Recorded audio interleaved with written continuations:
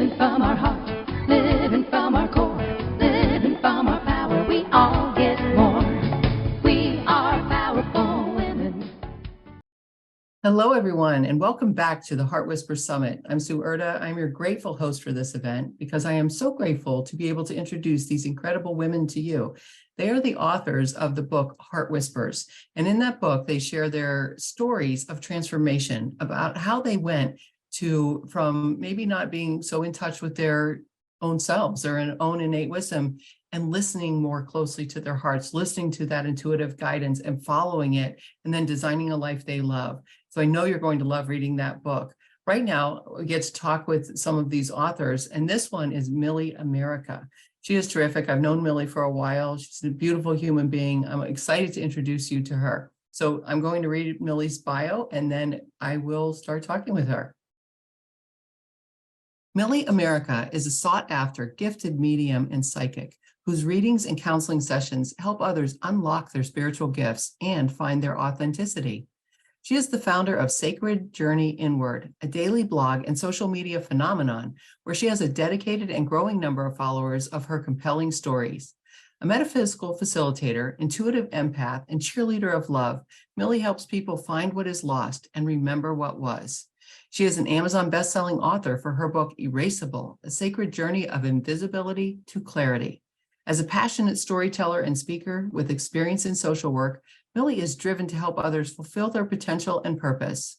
Millie is the mother of 8 children and lives in the magical mountains of Western North Carolina. And Millie, I am grateful to welcome you today. How are you? I'm great, Sue. It's so good always to share space with you. Thank you. Yes, I feel the same way.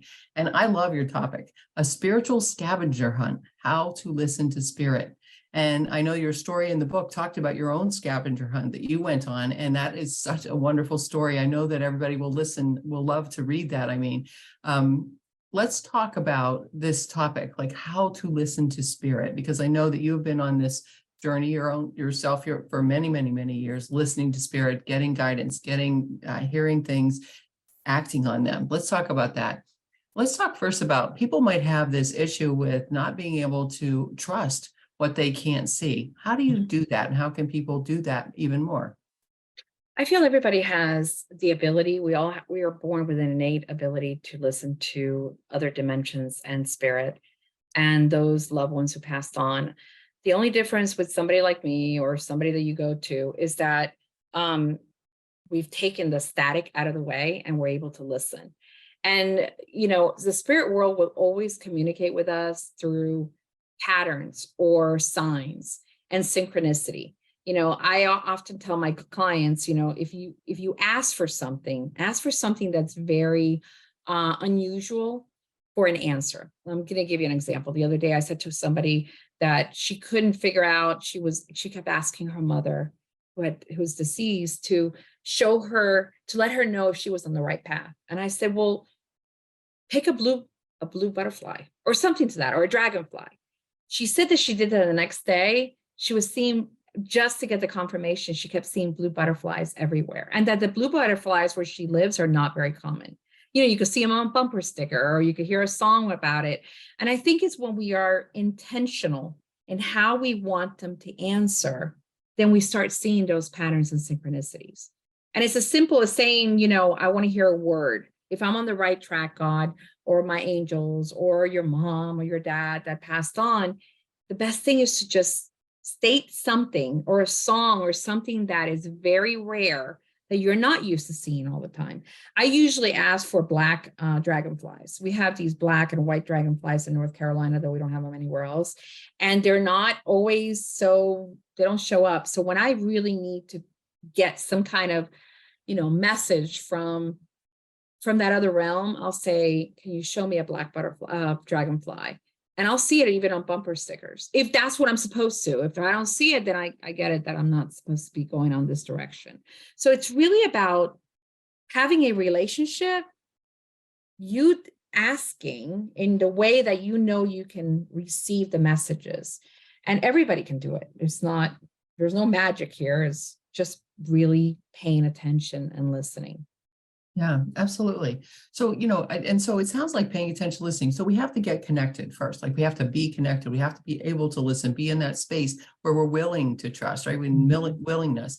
So how much time does it take every day? Like how much time do you spend every day connecting with your higher guidance? And how much time should we allow every day? Well, I'm an unusual case. I've been, since I was in my 20s, I get up at 4 o'clock, between 3:30, 4 o'clock every morning, and I meditate for an hour. If I don't have an hour, I'll meditate for half an hour, or I'll do automatic writing. I think people try to overthink this. This is a very simple thing. You receive messages when you get the ego out of the way. So if you can, for example, I put my alarm on my phone for 11:11 unless I have a session, and then it's 1:11. And as soon as that alarm sounds, I am brought back to awareness, taking deep breath and being present at what I'm doing. Whether I'm washing dishes, washing clothes, or just walking, or just sitting here, I'll look outside my window. You have to have some kind of routine where the spirit world and you now find time, like an appointment, of just sitting down, whether it's 5 minutes or you get in the car. Sometimes we're immediately, we don't handle silence very, very well in our society. So people get in and start getting on their phone, or they turn on the music. What if just for 5 minutes when you're in the car, you are looking at the world around you? And it's just those moments of getting out of your head.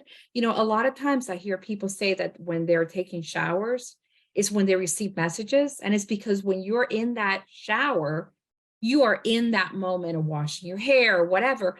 And the water also magnifies messages from other realms. So if you could just find the time during the day, even if it's just 5 minutes, twice a day, you don't have to make an hour or half an hour. It's just about being present and allowing that antenna to open up so you can hear and feel what normally, because your brain is moving so quickly, you don't. So you're saying we can get these messages, right? So we're talking about angels, guides, people, loved ones who have passed on, people we want to stay connected to. A lot of people feel like, well, I have to go to a medium to do that. I can't do that on my own. What's your best suggestion for people to be able to connect to whoever they're trying to? Like I said, my thing is I started with automatic writing. That is just and I tell this to a lot of my clients, they're like intimidated by it. And it's just, when I started automatic writing, I would just get a journal. I would turn off the light so I couldn't see what I was writing. And I would put on music in my ears, and then I would just allow the pencil or the pen to just allow the messages from my angels and my guides to come through. And it might not happen immediately. When you do that, do you set an intention or ask a question? Yes, I do. Okay. I set an intention. Show me what I'm supposed to know today. It's a question that I often ask when I don't know what is the day going to bring me. Is there a message that I need to give to a client? I do a lot of prayers in the morning for clients, and a lot of times I'll just tune it, and then the person's name will come through, and I'll just write down the message. But I think we overcomplicate this. It really is as simple as just being quiet and just listening. And it might take a month to just sit in that quiet for 5 minutes. And then maybe on the 30th day, you hear a voice inside of your head that, that feels like, oh, that wasn't me. That was definitely a message. It's all about discipline and routine. And that's why the book, when I wrote the chapter about, your spiritual scavenger hunt, it really is about getting out of your way and watching the magic unfold. I think we're always on some kind of spiritual scavenger hunt. We don't even realize it. Sometimes, you're looking for an answer, and you start seeing that answer everywhere. It's as common as, let's say you buy a car and you had not noticed that car and the color of that car was everywhere. But now you're aware of the car that you have, and you see it everywhere, or a pair of shoes, or, it's because once you are aware of it, it starts coming into your frame of reference, So once you sit down and you have that time for yourself, you start inviting that mysticism into your life. I love that. You said, and I think this is so true. Some people are just so afraid of silence. They don't want to, they're afraid of the thoughts that come into their head, I think. So how then, What is the best advice you can give for somebody that's like, they need to get in that silence in order to connect with the messages? How can they get comfortable with silence? You could do it in 5-minute increments. I think that that's the problem, is that sometimes we don't want to hear. We think that in that silence, we're going to get messages that we really don't want to get. And it's usually the ego saying, yeah, don't sit in that silence. You know what I mean? It's the ego, not the intuition. I feel that it has to be a set intention. And once you set that intention that you are opening to your spirit guides, to God, to whatever religion that you believe in. I mean, I think it's important to believe in something. And everybody believes in something. Even the people that say they're atheists, they actually believe in themselves. It's not that they're, you know what I mean? Like, I have several friends that call themselves, I'm an atheist, I don't believe in anything. And then when you ask them, what are they? I believe in myself. Well, that you're still believing in something, So I think it's important to just set your intentions daily and really just sit, even if it's just, even if you start for 2 minutes, but keep growing it. The same way that we practice our muscles, whether we are training, to run or training to lose weight or whatever, that this is a muscle. Our intuition is a muscle, and it's there. And all we have to do is just keep practicing on a daily basis. Okay. So you're talking about intuition. Everybody thinks they know what intuition is. How do we discern the voice from our intuition or the voice from our thinking minds? The ego has an ability to create fear. Intuition doesn't. I think the ego has this way of keeping us safe and secure. So it will create these scenarios that you start doubting things, or you get anxiety, or, it creates a story based on our experiences. Intuition is a clear message where you go, okay, that felt very different. Also, people think a lot of times that we have just this brain, but the brain, our second brain, is our gut, which is our solar plexus. And you might just feel it there. You might feel it in chills, or you might feel a sense of knowing that you don't even know where it's coming from. That's your intuition. A lot of times we don't even explain it. It's like, you're driving down a road, and all of a sudden something tells you to just stop, and you just avoided an accident. It comes from the gut. You don't know where it's coming from. But I think a lot of times people, and I happen to think that, Sue, this new generation of children, they just know it. The generation is coming in with such deep awareness of other lives, that they just come in. Our generation was not programmed that way. So we're having to trust in something that we were never taught to do. So it's just getting out of your way and really feeling, sometimes people use muscle testing, like to see if it's actually your intuition, or is it your ego saying something to you. And it's just, how do you feel when that moment comes through? Do you feel anxiety? Because if you feel anxiety, it's not your intuition. Yeah. If you feel fear, it's not your intuition. Yeah. So what does that even mean? Okay. So we're having this intuition, and you said like the younger generations, they're coming in, they're more open than we are just generally. And, older people, we've been around a lot. We have this, we're conditioned, and, our habits are crazy in terms of keeping us on certain paths. But now I believe, and I've seen that we are opening more to spirituality, spiritual connections. People are having this awakening. Why do you think that's happening? And how can we assist that? There was a shift in the astral world in 2012. That's why people thought for the longest time that the Maya calendar ended in 2012, or that the world was coming to an end. I felt a massive shift. And if you look back at all the things that have happened since 2012, there was an energetic shift and upgrade in the collective that happened then. And I feel that a lot of us, a majority of us, even opened up more after 2020. So there's been several years now of really, even if you look at the news, or you look at the way that they're talking about, now the UFOs, like, you wouldn't talk about any of this stuff. Even 3 years ago, we weren't having this discussion. And I feel that something has opened up collectively. It's not just me or you, or people are just more receptive to try and figure things out that before they wouldn't even dive into. And also the internet has made it very easy for us to access. Books are coming out very different, just a specific book. I mean, books are being written in a way that people are channeling more. They're tuning in, and nobody's getting burned, like the witches in the old times.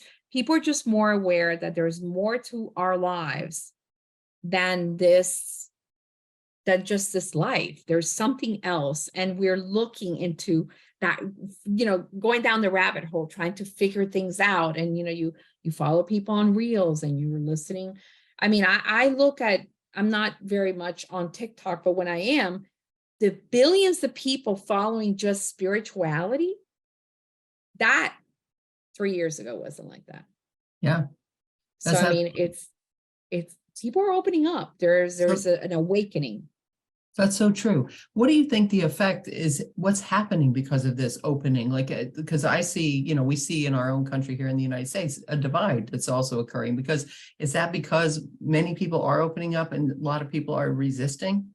A lot of people have also bought into the idea of religion, and the religion is great. I mean, we all have to believe in something, but I feel that they've been programmed in a certain manner, and a lot of them have awakened from that, but there's still that division of people that believe a certain way, and they've been programmed so deeply that they can't get out of that cycle. And I feel that it's changing every month, it's changing every year. I mean, I do know there's a division, but the division is not as wide as it was even 3 years ago. Mm-hmm. So, there are people listening right now and they're thinking, okay, I want to go on my own spiritual scavenger hunt and I want to be more open spiritually, but I don't know how to do it because I've been programmed, because my mother said this and I was taught this and I'm going to go to hell and all these things. Right? So how can somebody get more in touch, more in tune with their own spirituality and be more open to these things?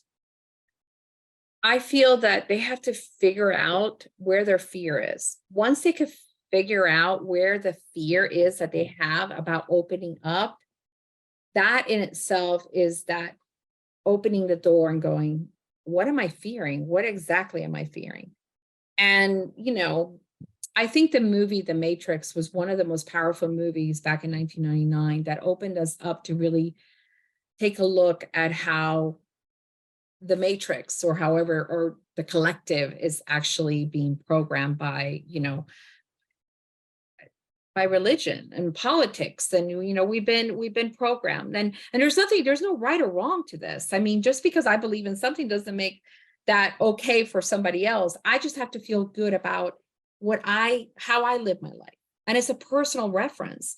I mean, you can still believe in Christ and still be open to angels. You can believe in Buddha and still be open to other religions. I think it's just a matter of opening up your mind to realize that it's not black or white. You have to figure out what works for you. And that's all about really trusting what you can't see. How can we trust what we can't see, Millie? That's a big question for people. That is a big question. Like, how do I know? How do I know, what that is? How do I know that's real and true and good and all that? You don't.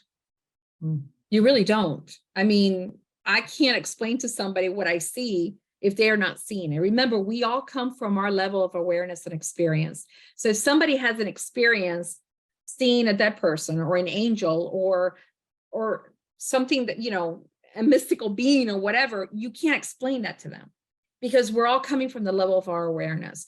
I feel that this is not a one size fits all. You have to ask the questions. You have to sit in the silence. You have to trust your intuition. They're very simple. I mean, I'm saying something that sounds very simple, but it's very complicated because we have been programmed for centuries to believe a certain way. And I feel that there is enough information out there now to really question everything. And I question everything. I say to people that I'm probably the biggest skeptic there is. And I see things and I'm still the biggest skeptic because I myself will go, wait, that makes no sense. And then I'll come back into my intuition and go, but it doesn't have to make sense. If I understand it and I feel it, then that should be good enough for me. I don't care how somebody else is going to receive that information. It's not for me to decipher how they're going to receive it. It's only for me to know, okay, this is true to me. It feels good on my solar plexus. It feels good that I can, it's not a one size fits all. So there's no way for me to, it's just really trusting. Yeah. Now, you said you don't always trust, or you think you do? Like, how's that work for you? Are you constantly trusting? I have to, well, I'm still very human, and I'm probably the most imperfect human I know. So there are many times that I will think something and then I will get a divine guidance and I will fight against it, even knowing, but what in my life, in the way that the spirit world does me is that they will continue to show me the exact same thing over and over and over and over until I go, okay, I guess I have to pay attention, which is what the chapter is about going on a scavenger hunt without really trusting or knowing where I was going, what exactly was the reason that I needed to go do that. So Yeah. it's just a matter, and that's why it's so important for me when I tell clients to, when you ask for something, ask for a way for you to know that that's coming from spirit. Like, I want to see the number 77 all over the place, or whatever it is that you have to, because it is a relationship of asking and receiving, and you want to make sure that you're in alignment with that, with trusting. Okay, so if I see the number 77 in a license plate, or I see it in a house, or I see it come up in different ways, obviously the spirit world is trying to give me a message that I'm asking, Yeah. for help. And Yeah. Right. And you ask and the spirit world responds. It does for all Right. of us. For Right? It's all of being us. open to all of that. Now, Millie, you help a lot of clients. You work with your clients. You do all types of readings for them. You work with them. You're a spiritual counselor and a guide for them. So for people that might have trouble trusting right now themselves, they can work with you and you can help, bring that Absolutely. guidance to them, right? How do you do Absolutely. that? What's a reading with you look like? Well, that's another thing. No reading is the same. I mean, I use cards. I use oracle cards, and I can also use the pendulum. I could just sit here and, things will come through. I think people always need to know what exactly I'm doing on the other side, because they're like, what are you using? And I'm like, I'm just picking cards. Because the messages come from their angels, from their higher self, or from a loved one. And sometimes I think the most powerful thing that happens in a reading with me, doesn't happen, but I would say 90% of the time, is that I'm able to tap into some childhood trauma that has been blocked in order to get to where you need to be.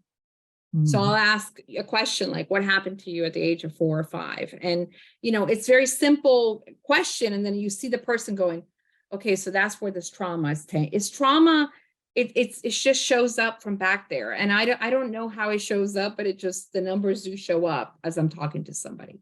Yeah. And a lot of times what is holding us back from growing is our trauma, our triggers, we all have them. I don't care who you are. If you're a human being, you're going to have them, So it's clearing the readings for the most part when working with somebody several times is clearing that background, that programming, so they can actually step into their power and they can go, okay, so this is what I need to start doing. Yeah.